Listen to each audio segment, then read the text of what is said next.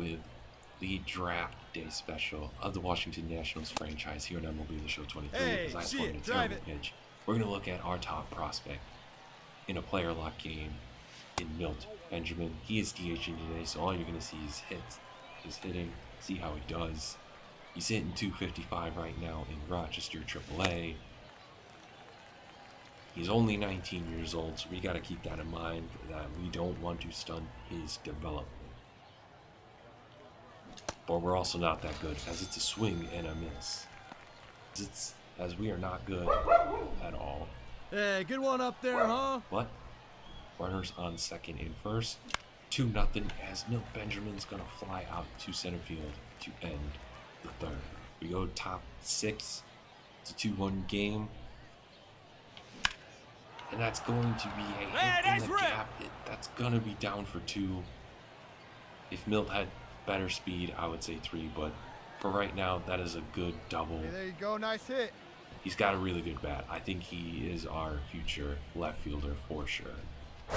Tied 2-2 in the top of the 8th against the Scranton Wilkes-Barre Rail Riders.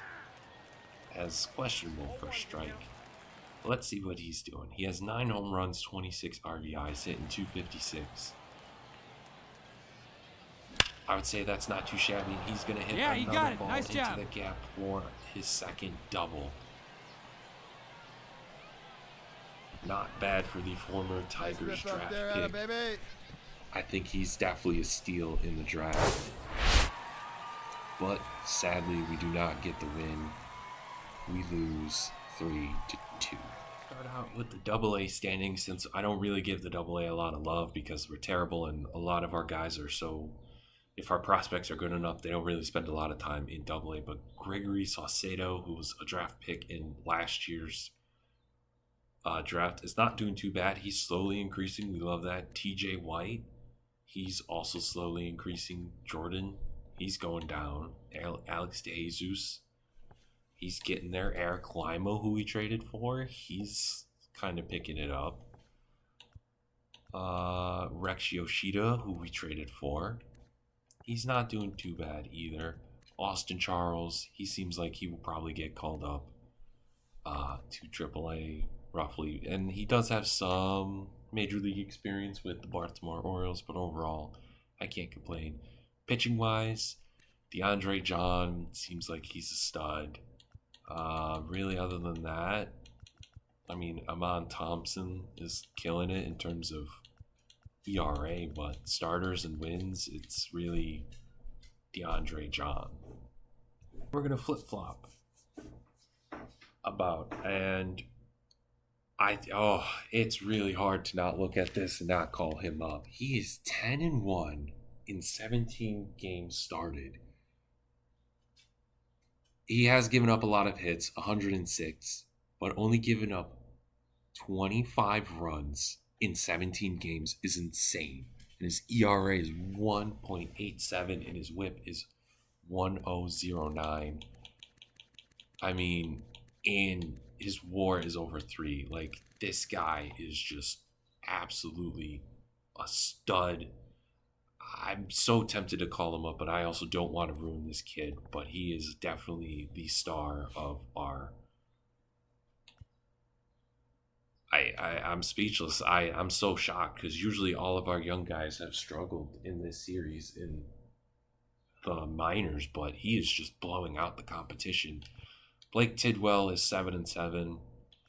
Tink, his ERA is fine.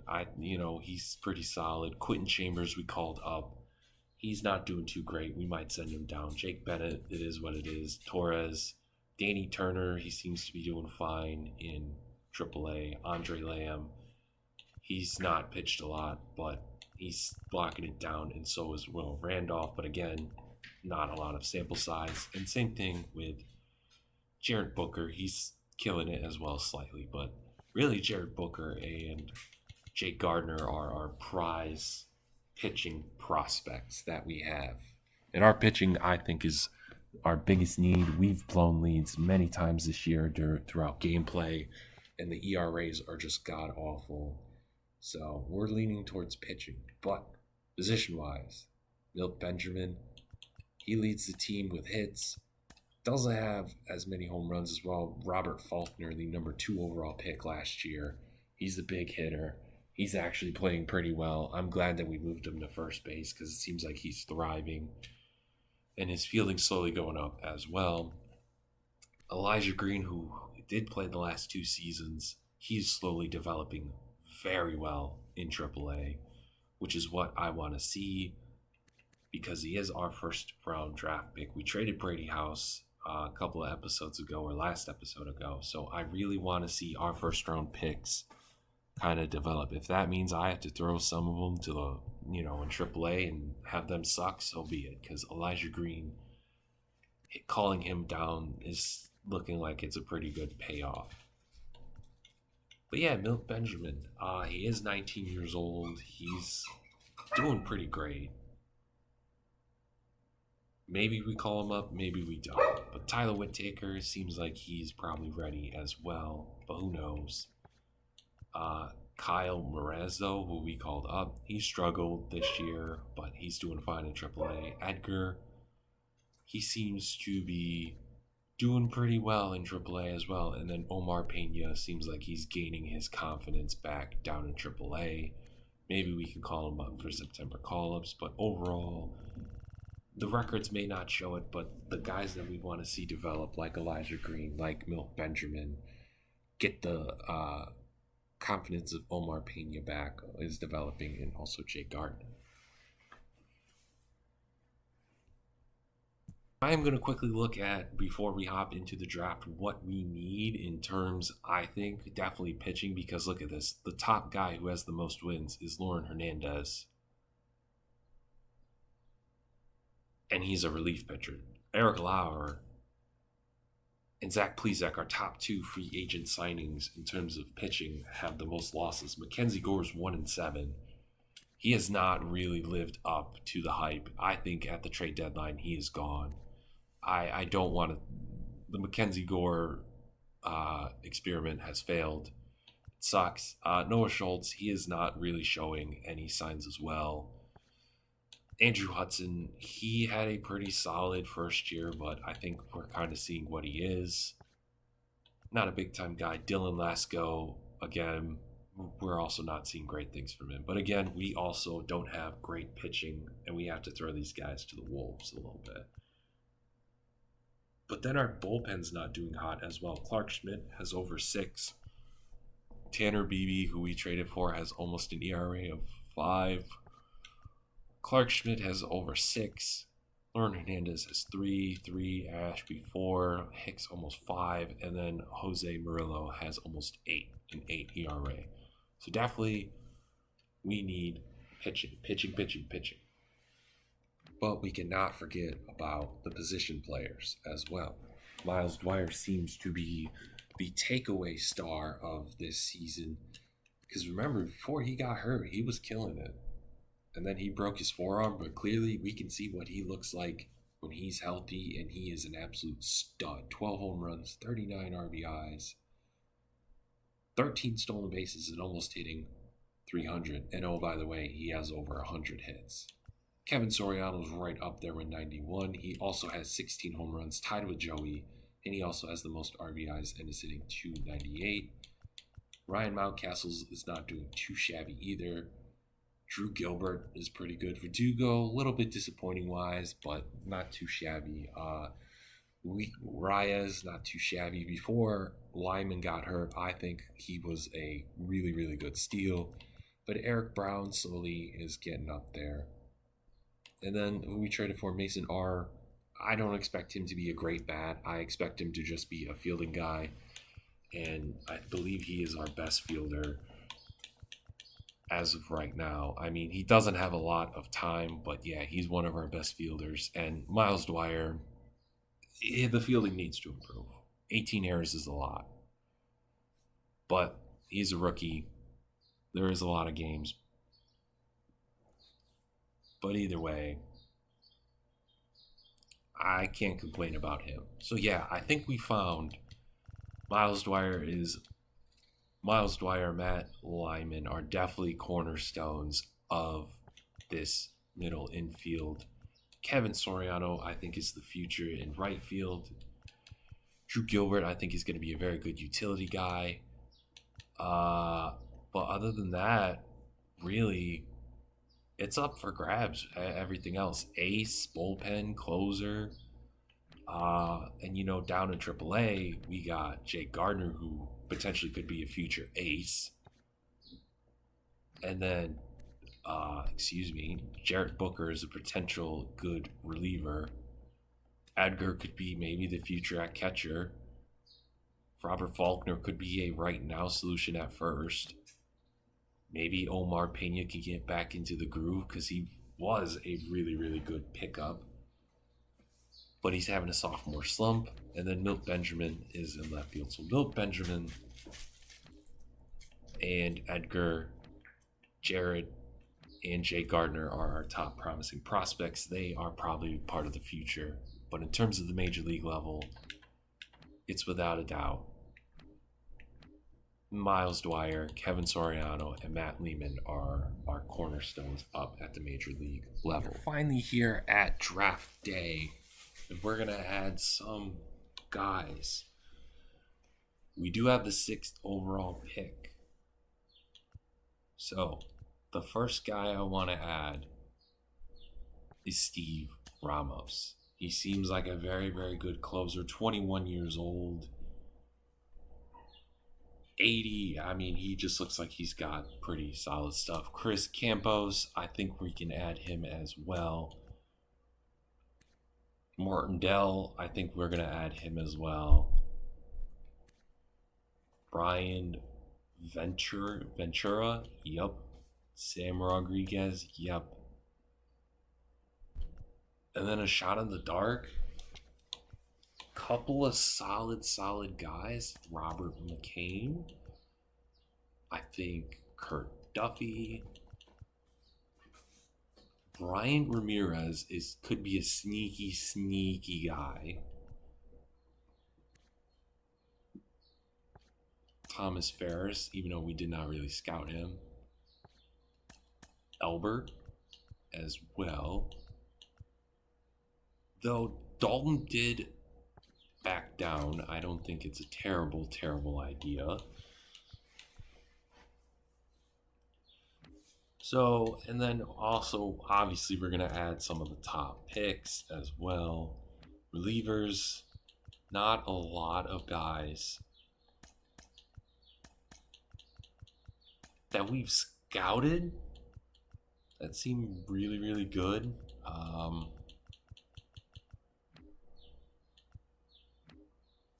Catchers, nothing too crazy.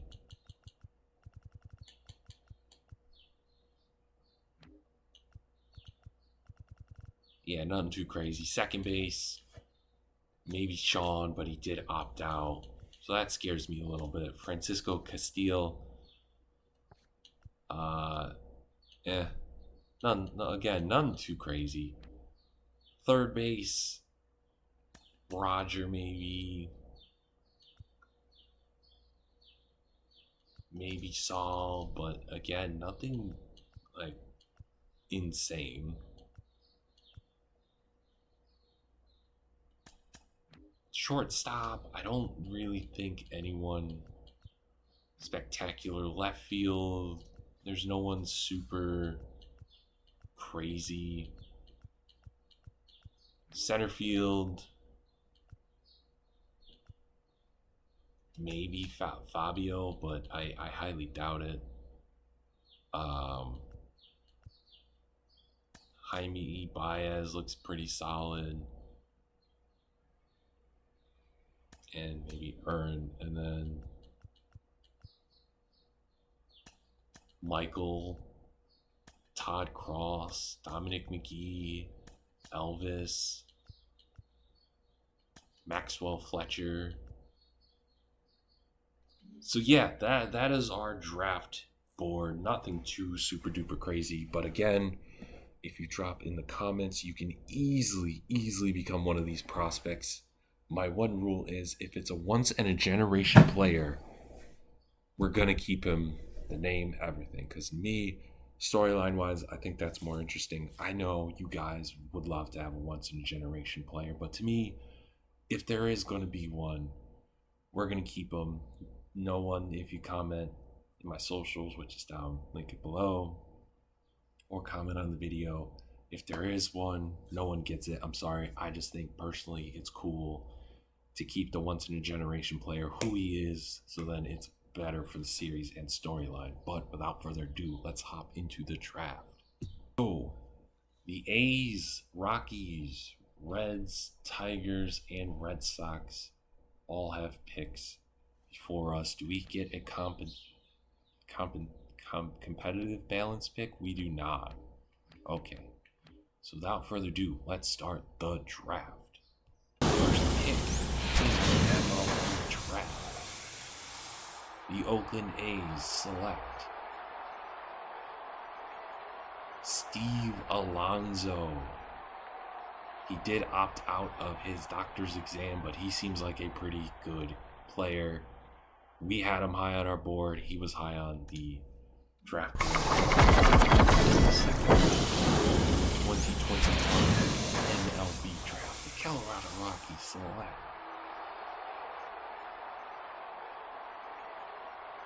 Jorge Cordiva, the starting pitcher. We had him really high on our board. So did the Rockies, apparently. He seems like he is a stud. Remember, they drafted Dominic 2 years ago, and he's an all-star, borderline all-star pitcher. So it seems like the Rockies know what they're doing in terms of drafting pitchers. MLB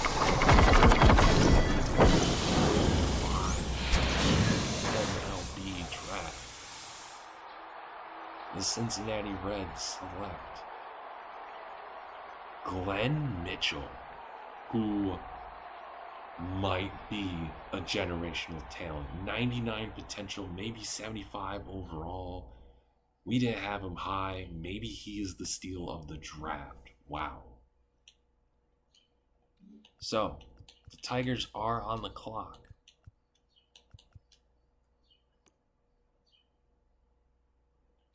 And they take Eric Martez, who wasn't super duper high on our board, and he was an 18-year-old who opted out. And then Dalton McCormick, who we had early on as the guy. Now it's time to look at our prospects. So we can go with Todd Ortiz, who is the #1 guy on our board, starting pitcher from California. We can go Steve Ramos, who is a really, really solid, great closer, 21 years old.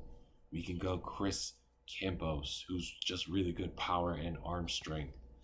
We can go Martin Dell, who's really good against lefties and has speed. Or we can go Brian Ventura, who has great arm, speed, all of that. But I think we're going to have to go with Todd Ortiz. We're going to take a gamble on him. He is 18 years old. 82 potential, 97 overall, maybe 75 overall, 18 years old. So hopefully we get a good pick. So we still have some guys on our draft board. Brian Ventura went 11. Brian Ramirez went 9. Chris Campos went 8. Kurt Duffy. So who are we going to pick now?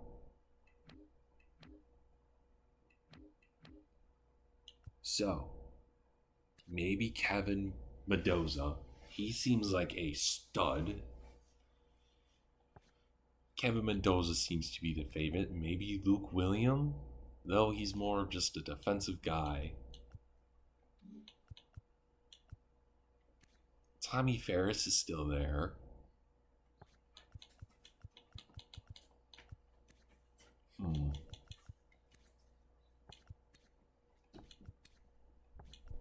I think we might have to go with Kevin Mendoza. I'm looking at Julian Castro, who we have pretty high, 76 with the 80th pick. He's got pretty good stamina, homers, as well. Saul Morris, really good contact hitter in vision and speed. But Douglas Cato, he seems like he's pretty good as well. Julian Garcia as well. I think we're going to go with Douglas Cato.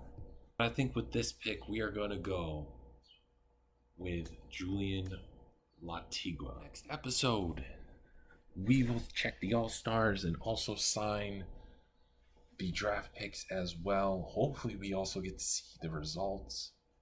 But definitely for sure, All-Stars and sign draft picks. But if you made it this far in the video, you guys are awesome.